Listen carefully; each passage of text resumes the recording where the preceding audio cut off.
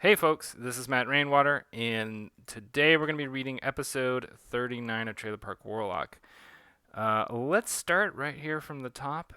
Where are we? What's been happening?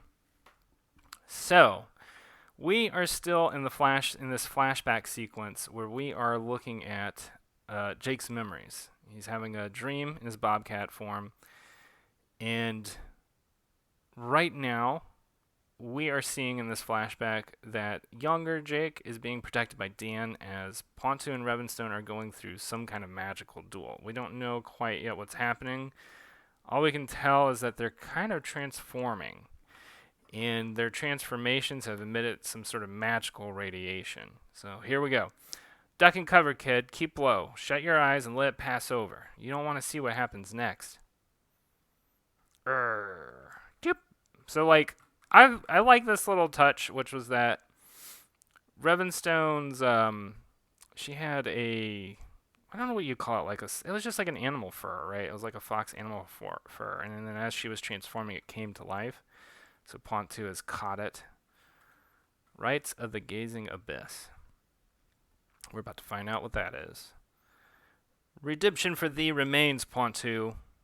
So as Revenstone is in her lowest will form, she's speaking with this more biblical, I was going to say nomenclature, but that isn't the right word. Dialect. There we go, dialect. Confess thine failure, and I shall judge thee with mercy. Roar.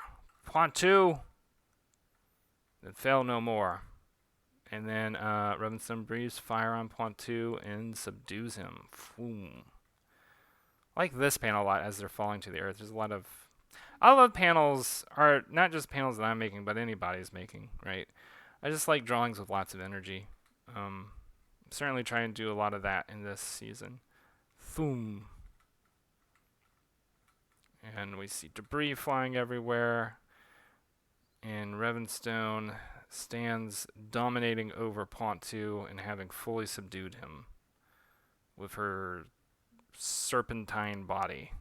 And so we see flame coming out of her mouth, but there seems to be a language that's being spoken. It's like a flameguage, if you will. Huh?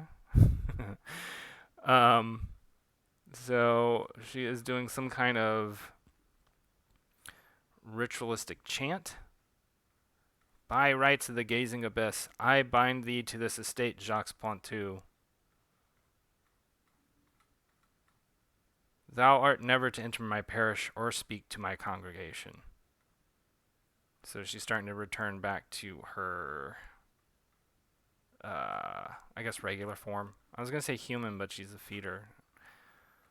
In violation of the rights of first hatred for communion with an untamed human. No, you can't. He's being some kind of magical chains. And is this panel happen yet? No. We're going to see in just a second. It looks like there are some tattoos on Pointu's body as well. Thou art rightfully revoked of thine rights to Abyssian magecraft. And he starts bleeding. His tears are blood. It's pretty dramatic.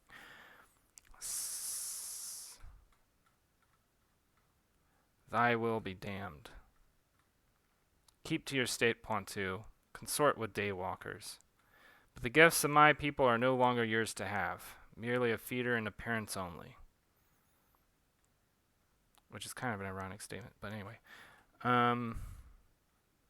As we'll find out later on. From now on, a ghost, damned to haunt these halls eternally.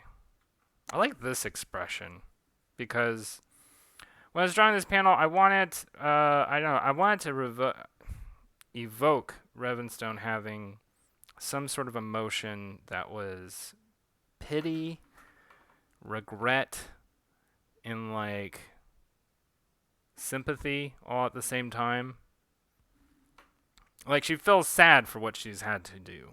She's had to have done. Pardon my language.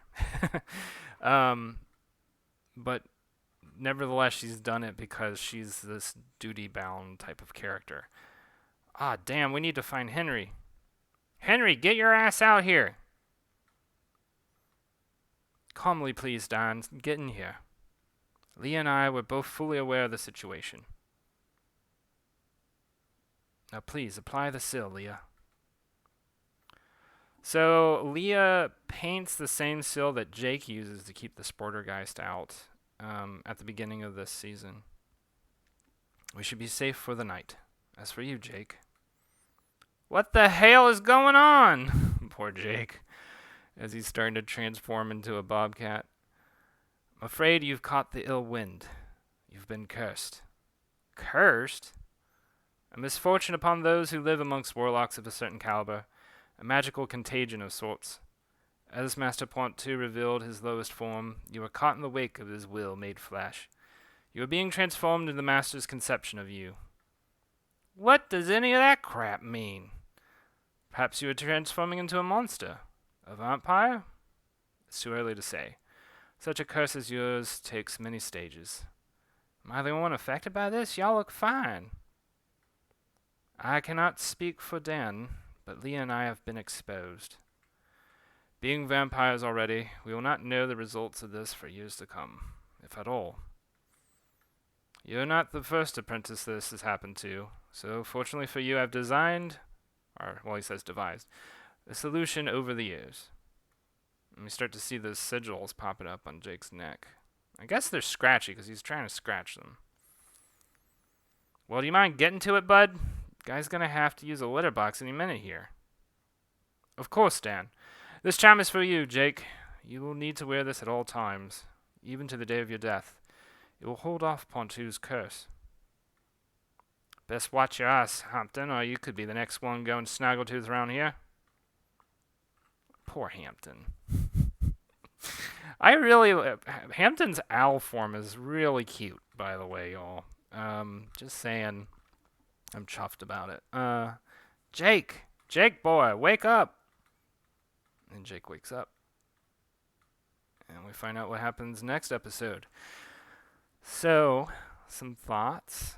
This is a lot longer episode than last episode. And this is kind of the beginning of us getting to know Henry as a character, because we don't really, at the very beginning, it's more Leah than Henry.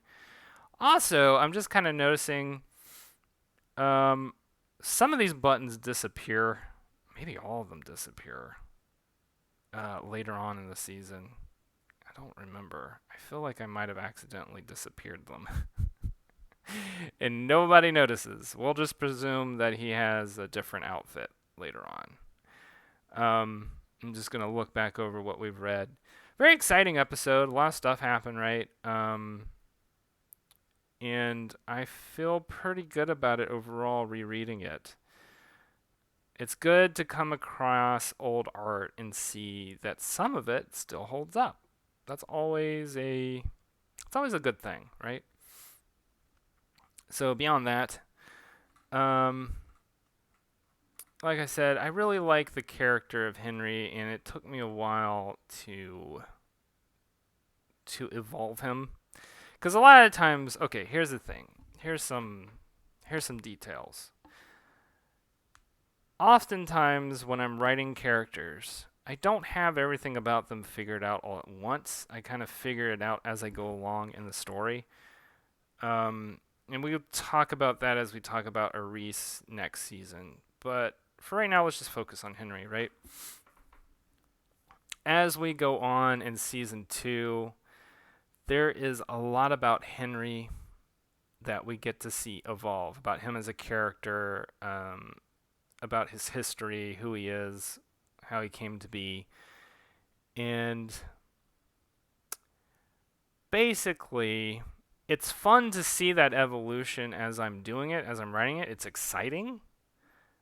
But I am learning over time that it's somewhat of a fraught method of writing.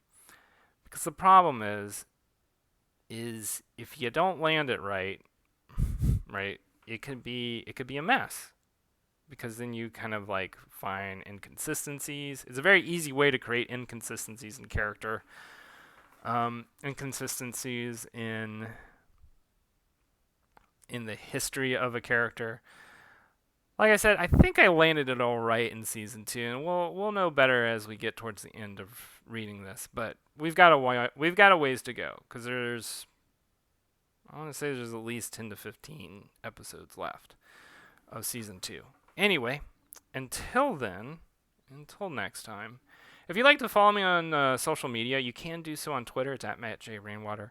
Instagram at Matthew Rainwater. And then Patreon, it's patreon.com/MattJRainwater. If you're enjoying these videos, please like and subscribe. Love doing this. Want to do more. Will do more. And stick around. All right? I'll have more for y'all next week, and we will talk again soon. All right? Later. Bye.